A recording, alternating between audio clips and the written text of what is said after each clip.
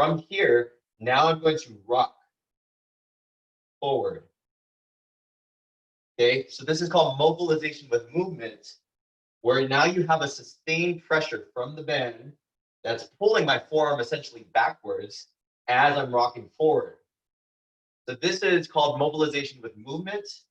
You can apply this to many different parts of your body. And if you really wanted to, you can always just manually just pull on it.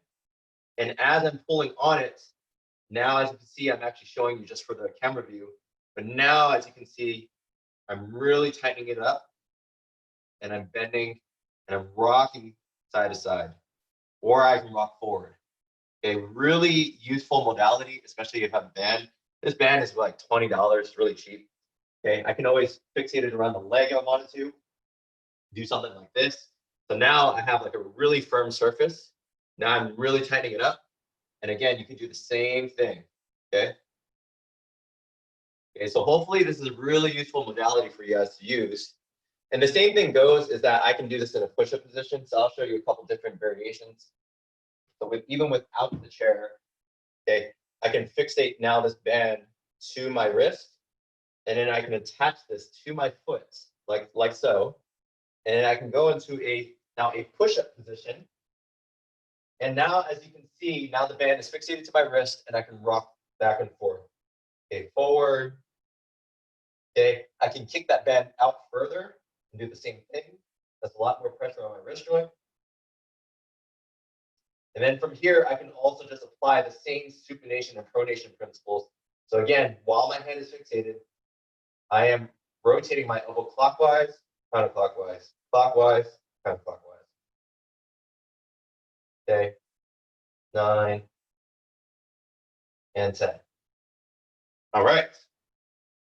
Cool. So after applying so much pressure in closed chain positions, and working your elbow in different ways, it's not a bad thing to just go into circles. I think there's a lot of people that say like, oh, you shouldn't rotate your neck in circles, you shouldn't rotate your shoulder in circles, just go in different planes.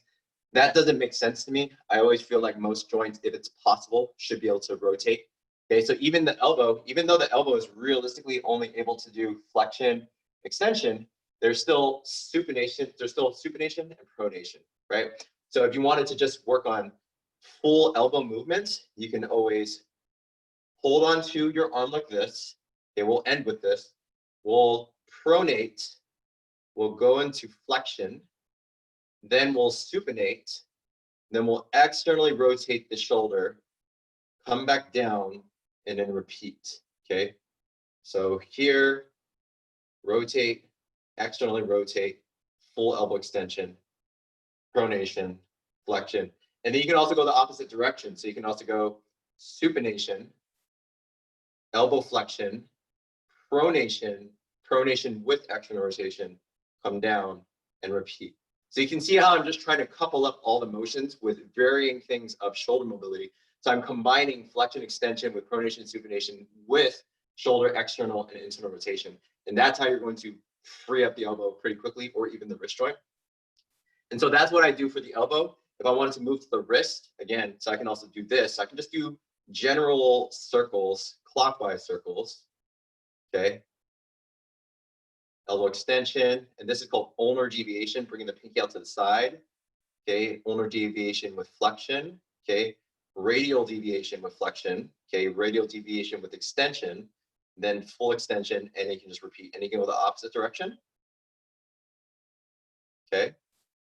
And you might feel some crunching, you might feel some, and sometimes not even crunching, sometimes it's just really tight tendons riding over bone, and it's perfectly fine. Don't think that you're damaging your body by trying to promote more motion, okay? And then again, you can also do it this way, so you can combine now a little bit of supination of the wrist. People don't know that you actually supinate and pronate through the wrist, same thing that you supinate and pronate through the elbow, just to give you guys a little more about anatomy. So now I can now go into supination and do the same thing, and you might feel some different types of stretching. You might feel some different things that are going on in there. Okay, so for these controlled articular rotations about the elbow and the wrist, I would suggest 3 to 5 cycles, clockwise and counterclockwise, and then try to couple up different types of motions like supination, pronation, external rotation, flexion, extension, ulnar deviation, radial deviation, all these different things. All right, so that was my take on elbow and wrist mobility. Hopefully that was extremely helpful. That was just a lot of the tricks up, up my sleeve that I've had for a very long time. I also, again, am a person that always has some elbow flexion mobility deficits. So these are things that I actually work on. So hopefully very helpful. Let me know if you guys have any questions, and I will talk to you guys very soon. Have a great day, guys. Take care.